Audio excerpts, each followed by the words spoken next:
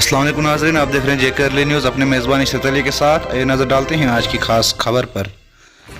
सरहदी ज़िला कुपवाड़ा में आज 200 पंचायतों में महकमा दही तरक्की ने फॉरेस्ट राइट्स की कमेटियां तश्कील दी।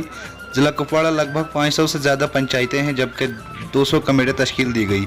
बाकी फॉरेस्ट कमेटियां दूसरे दिन मुकम्मल की जाएंगी। ये कमेटियां महकमा दही तरक्की की क़यादत में अंजाम दी जा रही हैं।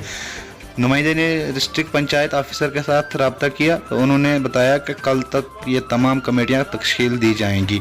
आइए देखते हैं कुपवाड़ा से भट्ट मुजफ्फर की ये रिपोर्ट।